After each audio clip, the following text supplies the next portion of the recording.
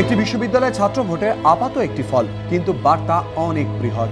4 বছর পর প্রেসিডেন্সিতে ছাত্র ভোট বিশ্ববিদ্যালয়ে উন্নীত হওয়ার পর প্রথম, যে সময়ের ব্যবধানে উৎকর্ষ কেন্দ্রে উন্নীত হওয়ার পথে 200 ছুঁই প্রেসিডেন্সি, আর তাতেই সিপিএম এর ছাত্র সংগঠন এসএফআই ধরাশায়ী।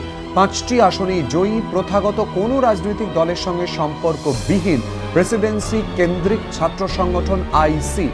শুক্রবার সকাল থেকে প্রেসিডেন্সিতে ছাত্র সংসদ নির্বাচন ঘিরে ছিল কৌতূহল। রাতে ফল প্রকাশের পর এসএফআই মেনে নিল প্রেসিডেন্সির একটা বড় অংশ দলীয় রাজনীতিকে সত্যিই বর্জন করেছে। দলীয় রাজনীতির বাইরে থেকেও যে ছাত্র সংসদ তৈরি করা যায় তার নজির এ রাজ্যে রয়েছে। বেসু, সেন্ট জেভিয়ার্স, নরেন্দ্রপুর কিংবা লেডি ব্রেবোর্ন উদাহরণ অবশ্যই হাতে গোনা।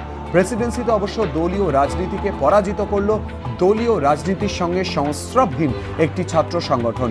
তাই প্রেসিডেন্সিকেই মডেল ভাবছে আইসি। কলেজ ভোটেও পঞ্চায়েত নির্বাচনের ছায়া, জোর করে ভোট দখলের অভিযোগ শাসক দলের ছাত্র সংগঠনের বিরুদ্ধে। রানীগঞ্জ গার্লস কলেজের 29 আসন বিশিষ্ট ছাত্র সংসদের 6টিতে কোনো পক্ষই প্রার্থী দেয়নি। মঙ্গলবার 23টি আসনে ভোট হয়, 13টি আসনে এসএফআই এবং 9টিতে জয়ী হয় টিএমসিপি। বুধবার টাই হওয়া একটি আসনে পুনর্নির্বাচন হয়, সেখানে জয়ী হন টিএমসিপি প্রার্থী। শুক্রবার ছিল বোর্ড গঠন। এসএফআই এর অভিযোগ, তাদের জয়ী প্রার্থীদের কলেজে ঢুকতে না দিয়ে গায়ের জোরে বোর্ড দখল করে টিএমসিপি।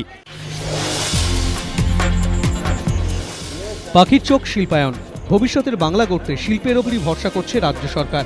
শুক্রবার এই বার্তাই দিলেন শিল্পমন্ত্রী। এদিন কলকাতায় উদ্যোগপতিদের বিশ্ব সম্মেলনে অমিত মিত্রর স্লোগান, শিল্প করুন, বাংলা করুন।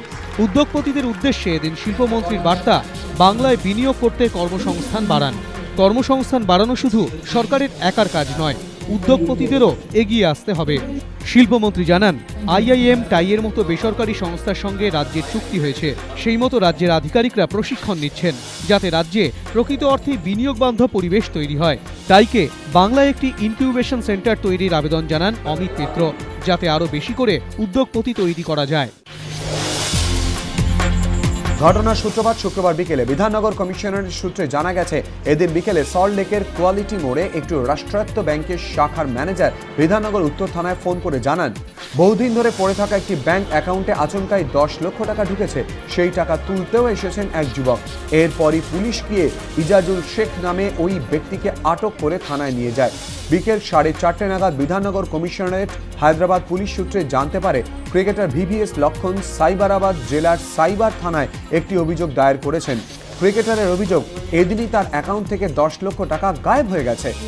গোয়েন্দাদের দাবি, ইজাজুলকে জিজ্ঞাসাবাদ করে জানা গেছে, মালদার বাসিন্দা হলেও পরিকল্পনা মাফিক সল্টলেকের ব্যাংকে অ্যাকাউন্ট খুলেছিলেন তিনি। উদ্দেশ্য ছিল অ্যাকাউন্টে টাকা ট্রান্সফার হওয়া মাত্রই তা তুলে নিয়ে উধাও হয়ে যাবেন।